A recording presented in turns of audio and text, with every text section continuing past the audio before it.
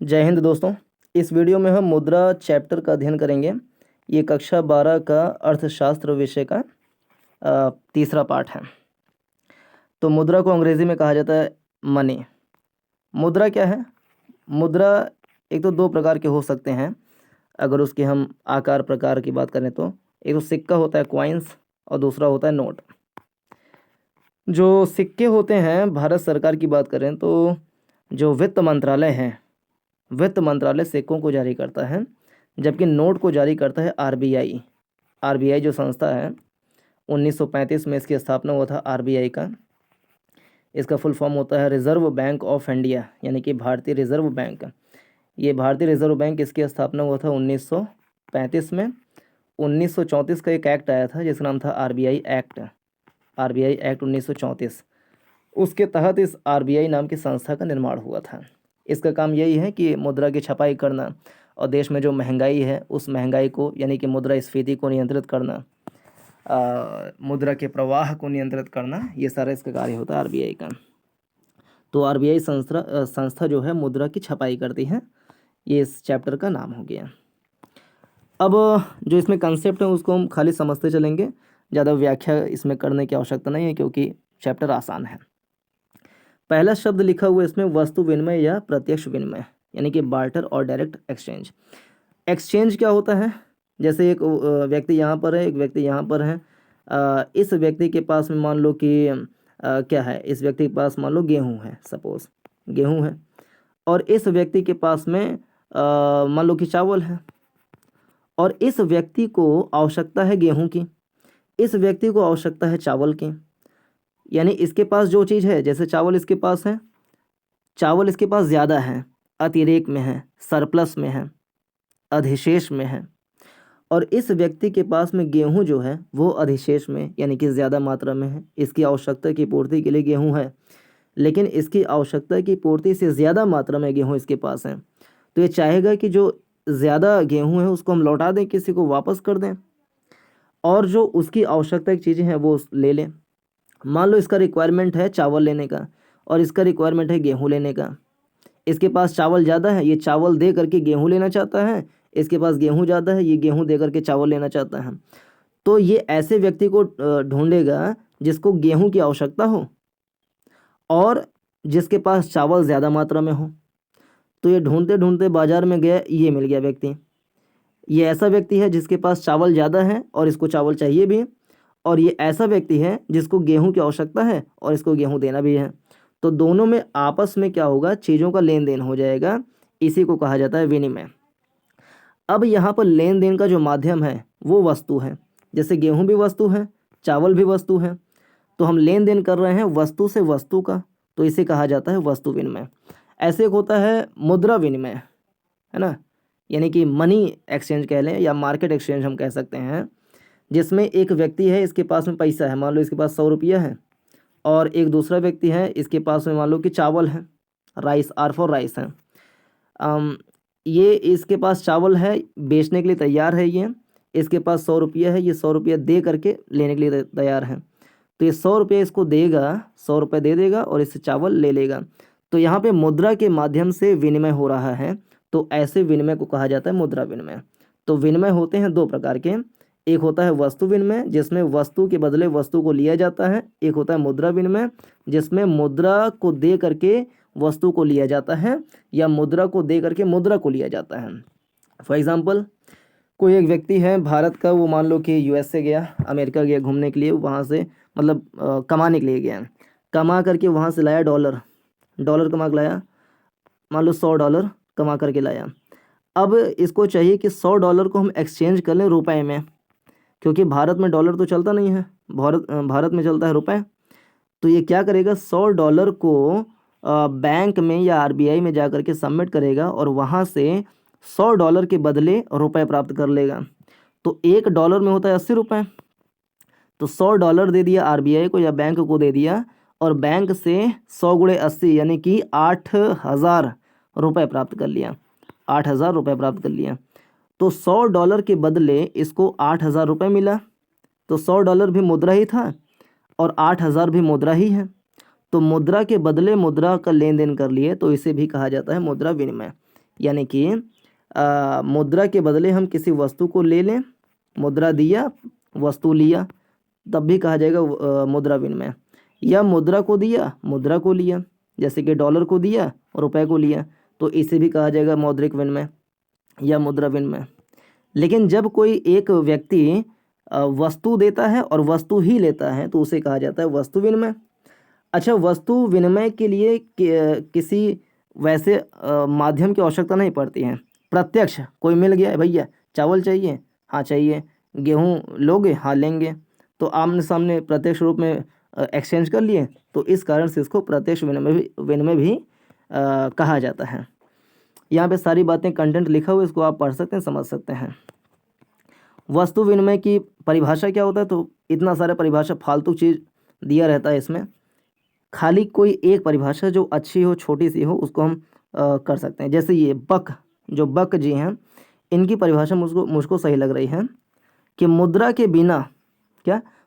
के बिना प्रयोग का विनिमय वस्तु विनिमय कहलाता है।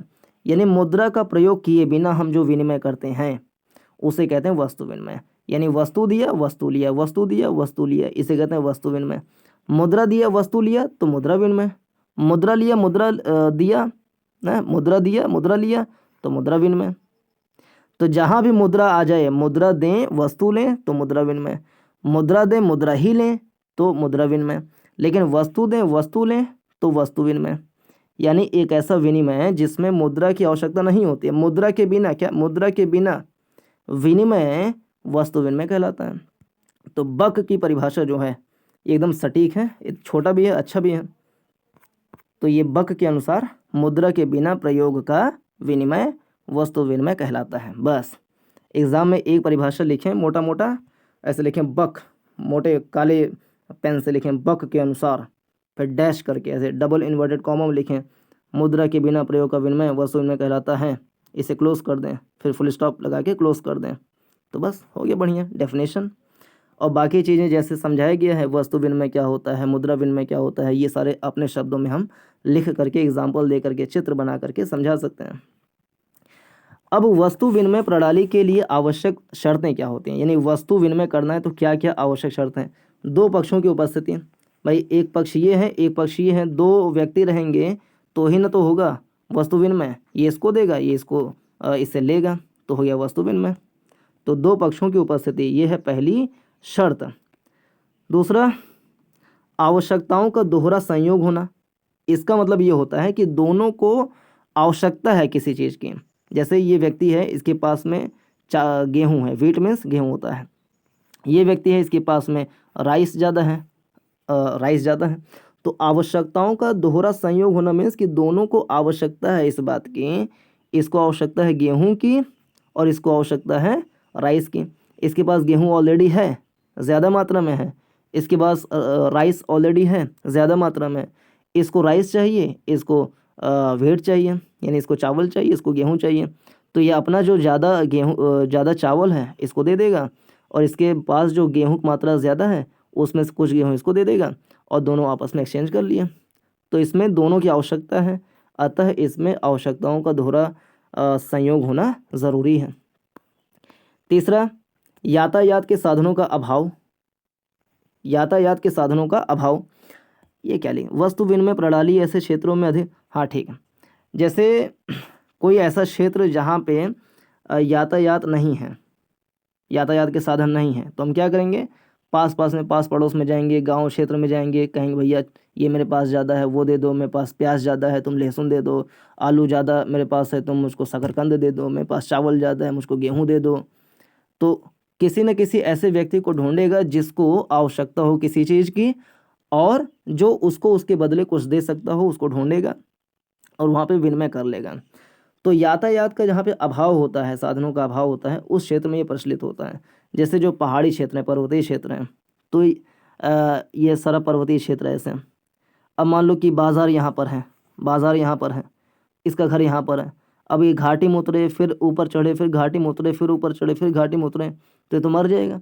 तो क्या करेगा, अपने ही घाटी वाले क्षेत्र में जो बहुत सारे घर होंगे वहीं पे आपस में विनिमय कर लेंगे। इनको ज़्यादा आने जाने की आवश्यकता नहीं होती है, वो आ जा भी नहीं सकते हैं। और यहाँ पे बाज़ार का डेवलपमेंट भी ज़्यादा हो नहीं पाता है। इस कारण से ये वस्तु के बदले वस्तु को लेने देने की प्रथा को चलाते हैं। फिर मुद्रा का अभाव, जहाँ पर मुद्रा की कमी है वहाँ पे क्या करेंगे, वस्तु के बदले वस्तु लेंगे। जैसे गांव में क्या है कि लोगों के इनकम, सोर्स ऑफ इनकम, आय का साधन नहीं है, ज़्यादा कमाई नहीं है। पूरे औसत रूप में भारत में देखा जाए तो गाँवों में लगभग 68% लोग निवास करते हैं। लेकिन जो कृषि है, कृषि के माध्यम से मात्र हमारे पूरे देश के जो आय है उसमें 17% का योगदान होता है। गांवों में रहते हैं 68% लोग, लेकिन पूरे देश के आय में, इनकम में गांव 17% का ही योगदान कर पाता है। इसका मतलब ये है कि गांव में ज़्यादा जनसंख्या निवास करती है, लेकिन उसका देश के आर्थिक विकास में योगदान कम है।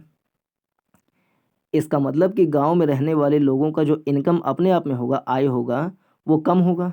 तो गांव में रहने वाले लोगों का इनकम होता है कम।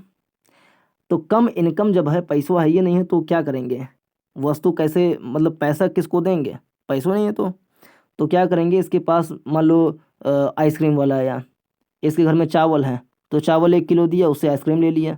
गेहूँ 1 किलो दिया, उससे आइसक्रीम ले लिया। या प्लास्टिक की बोतलें हैं, कुछ रद्दी सामग्री है, उसको कबाड़ दे दिया, उससे नमक ले लिया। कबाड़ दे दिया, उससे चिप्स ले लिया। कबाड़ दे दिया, उससे कुछ सामग्री ले ली। तो गांव में जहाँ पे पैसों कमी होती है, मुद्रा का अभाव होता है, वहाँ पर वस्तु विनिमय चलता है, पैसा नहीं चलता। फिर सीमित आवश्यकताएं, जहाँ पे लोगों की आवश्यकताएं सीमित हैं। जैसे गांव में क्या है कि ऐसा नहीं कि बहुत महंगी महंगी चीज़ें चाहिए। जैसे अगर किसी को मान लो कि चाहिए फ्रिज, रेफ्रिजरेटर चाहिए, फ्रिज चाहिए, तो उसके लिए भाई वो चावल कितना बोरियां भर भर के देगा। फ्रिज महंगी आती है, 10,000 रुपये का आती है मान लो, तो वो 10,000 रुपये के बदले उसको कम से कम 20 बोरियाँ चावल देना पड़ेगा।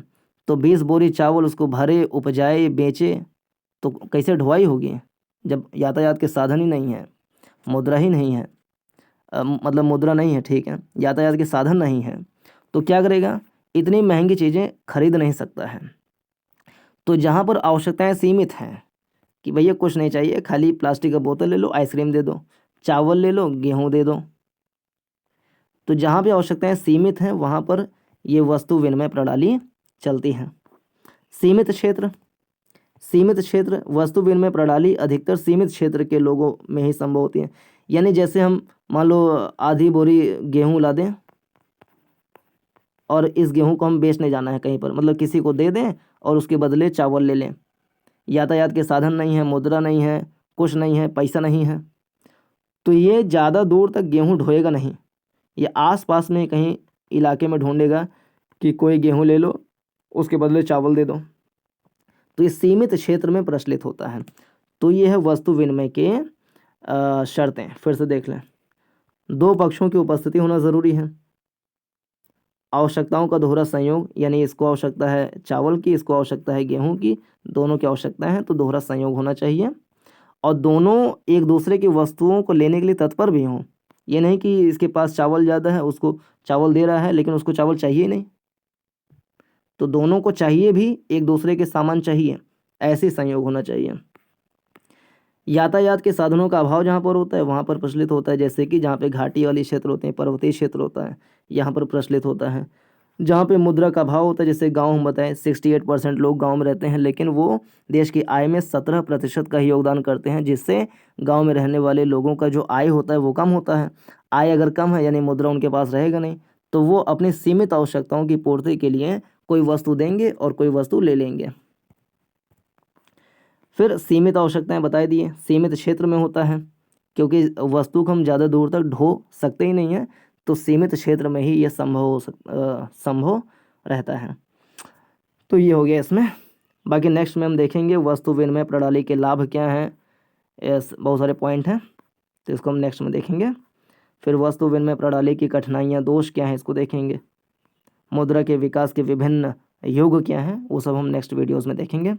इसमें इतना ही। जय हिंद।